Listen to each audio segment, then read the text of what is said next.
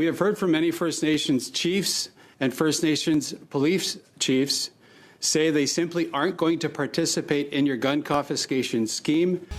Will anyone enforce the voluntary gun confiscation? We have First Nations and Inuit police forces saying no to the gun grab.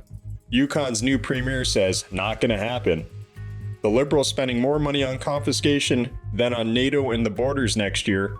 And whatever happened to Kate Breton's pilot program? We haven't heard any news from that. I'm Bert Beaverman, and this is the Damn Report. So let's check it out.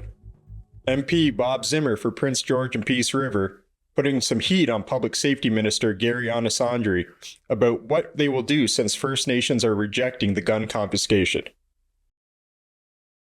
So, Minister, I think you have a challenge on your hands to, one thing to have, confiscate law-abiding firearms owners' firearms, but I don't think you have willing partners in the police forces across this country and First Nations communities to help you do it. We have heard from many First Nations chiefs and First Nations police chiefs say they simply aren't going to participate in your gun confiscation scheme because it uses needed officers and resources to go after honest, lawful Inuit and First Nations people instead of criminals. If they refuse to participate in the gun confiscation scheme, will you cut their funding? The assault style compensation program is a voluntary program on two fronts. First, for those who have prohibited weapons, they have the option of either disabling the unit or turning that in for compensation. How is that? How is that voluntary? Well, you're making somebody either turn it in or let me just decommission finish, the firearm. if I may, Mr. Zimmer. Go ahead. Let me finish the second part of this. Yes, please. It is also voluntary on the part of the law enforcement, the police of jurisdiction. So there are, again, if a police service does not or is not able to participate, there are other means by which this program will be implemented. So it is not contingent on the police services. Okay, so let me just ask, because my time's just about out. So you're saying today that if police services choose to not participate in the gun confiscation scheme, they're okay to opt out?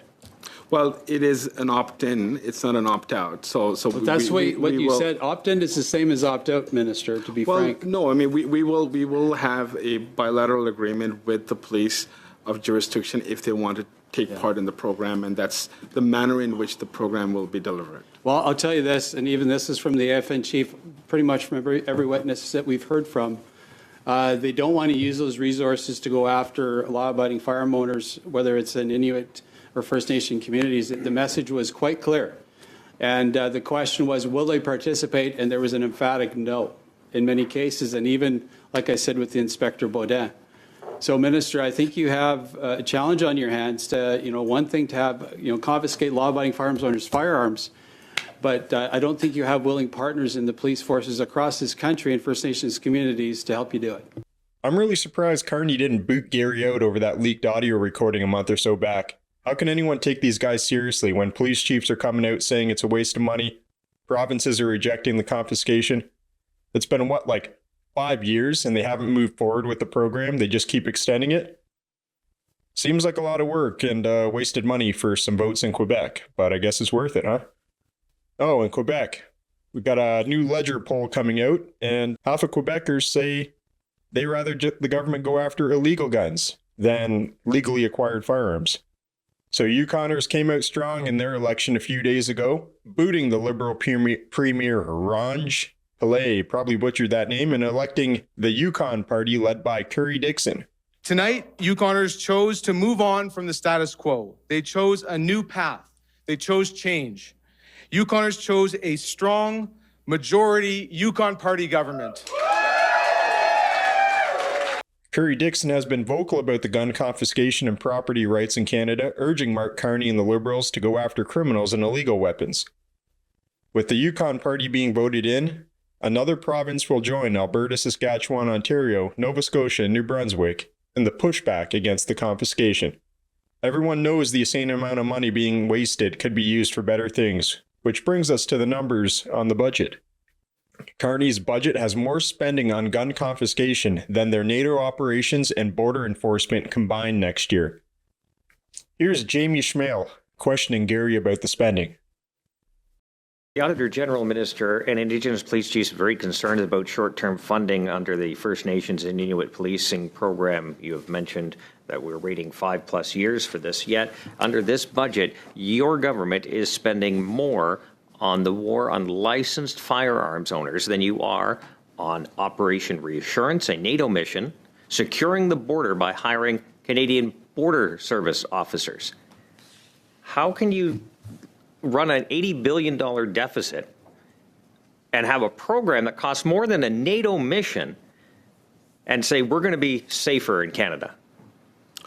So, Mr. Schmidt, I don't, I can go into the reasons for the assault-style firearms program, but I can also say that the funding that you referenced. Are we able to define an assault? Have we landed on a definition of assault rifle? There are 2,500 assault-style fifirearms that are part of the prohibition. That are there's 3 different orders in council. Hunting rifles and shotguns. Well, there's 2,500 firearms, and maybe Mr. Larkin. But no, Minister, before you go, so if you have a restricted firearms license, your name is run under the policing database every single day. It's basically being on parole every single day. These are law-abiding people.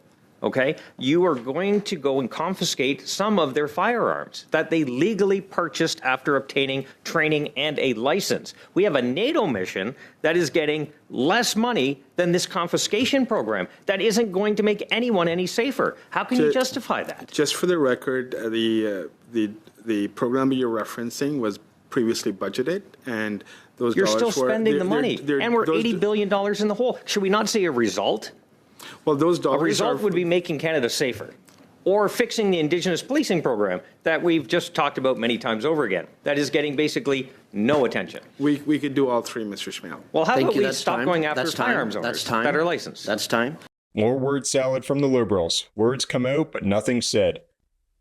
We can see here in 2025-2026, they'll spend $364 million, which is coming from their existing resources of $541 million, if I'm reading that correctly. Enhancing Canadian Border Services, they'll spend $196 million. In the NATO operation, they'll spend $57 million.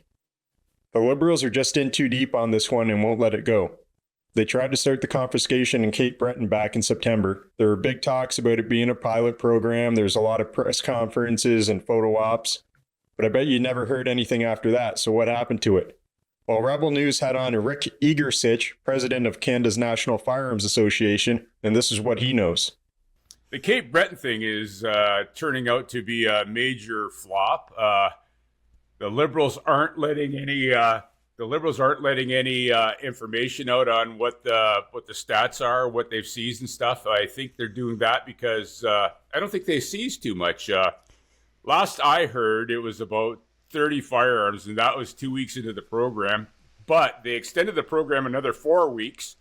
So I think to boost up the statistics, what we've been hearing out east is, I just spoke to my Atlantic Provinces director this morning, Donald Feltham, and he reached out to a few gun clubs, and the gun clubs replied back to him and said that they don't know of any guns that have been turned in. I think what the Liberals are pushing, and they're playing their Liberal games and saying, well, they're almost telling people that they have to do this, but people need to understand they don't have to do this. The amnesty was extended for a year, so they fall under the amnesty. It just the so-called test pilot project doesn't seem to be working for them. So that's where they're at right now. But there's a lot of other stuff going on there behind the scenes. For example, the chief of police is the MP's brother-in-law, and he didn't even make his troops aware of what was going on. All his officers, I forget what the number was. I think it was 160. Oh, there it is right there. 160 officers were not consulted. They don't know. They didn't have a clue what was going on. So it was kind of a thing going on between the chief of police and his brother-in-law for this gun confiscation to appease the Liberals. So it's a real mess out there. From what we've been hearing, nobody wants to turn in their firearms, and they're not gonna until they're legally obligated to do so. So I hope they stay with that, and we're encouraging Cape Bretoners to do that. Hang in there as long as you can. Don't do anything till the law tells you to. Don't do anything till the law makes you turn in your firearms. Yeah, so it's not going too well for the Liberals on this one, but I think we can expect more pushback from them in the next year. We can only hope they'll drop it like they did with the digital services tax, but I would say also they dropped the EV mandate and carbon tax, but we know they didn't drop it, they just delayed it. So that's probably what's going to happen to this one. Another extension after extension. They're just way too proud to get rid of their garbage. Well, that's all today, folks. Thanks for watching, and I'll see you tomorrow.